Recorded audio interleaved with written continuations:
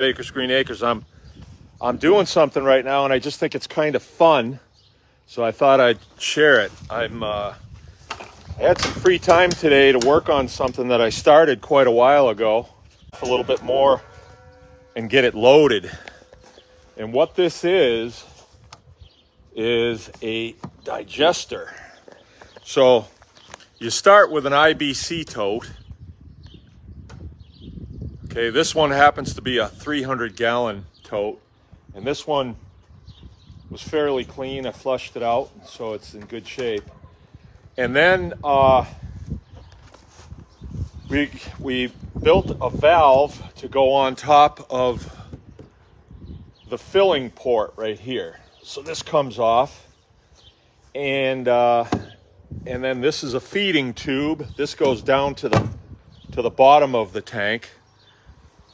And then this is the overflow, right? So the way it works is I put in a bucket of cow manure in here, and then I actually put in what came out of the outhouse for the weekend. So I had a full 5-gallon bucket of pee and poop.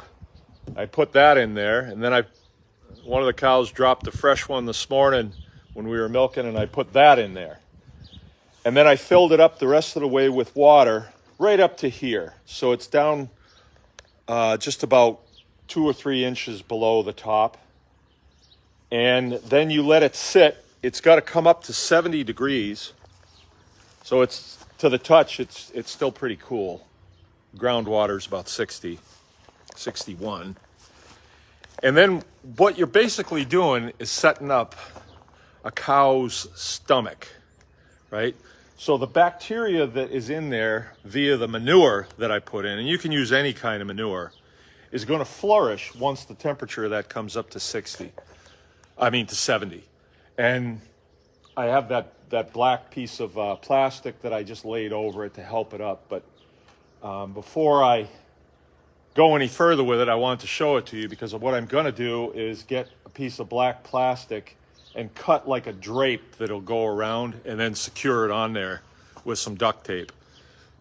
And that's just taking advantage of the sun, the solar gain that I will get to keep it above 70 degrees. So then what happens is the bacteria that's in there is going to start eating anything that we put in.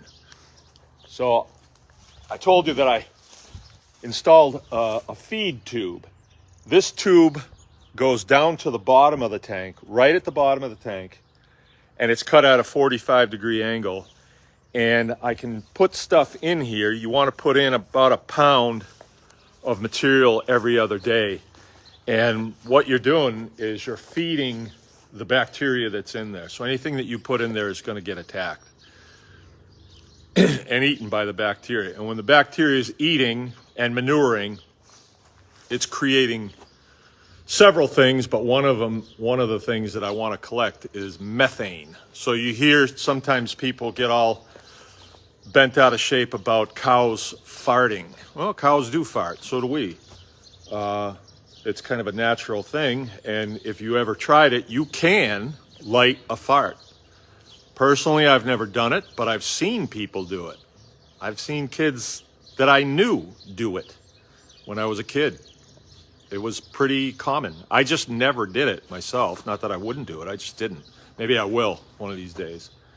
But methane is flammable, just like natural gas, propane, that type of thing. Methane has a lot of similar characteristics to natural gas too, and we can use it. So this particular design is supposed to make 14 cubic feet, gaseous feet, of methane per 24-hour period. Supposed to. I don't know. We'll see. I'm just testing it out.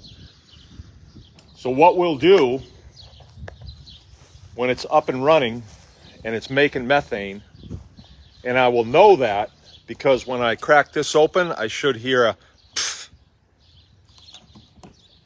I didn't hear anything. It's not going yet.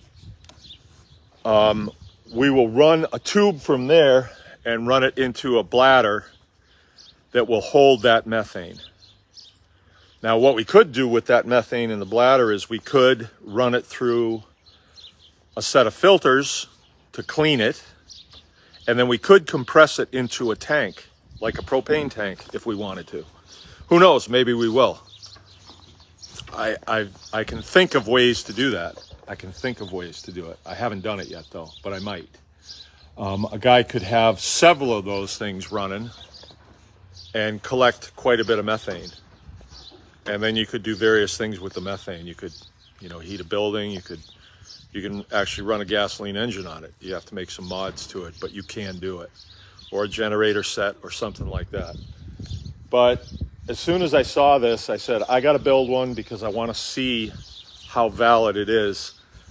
Maybe you could have a whole bank of them and create enough methane and store that methane to heat your home throughout the winter.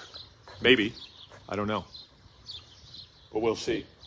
But as it progresses, I'll let you know and I'll show you again, because as soon as we get some methane, we're going to want to try and test it out and see how well it burns and things like that. See what it smells like, see how it performs and all that. We're going to want to see. All right. Anyone can fire.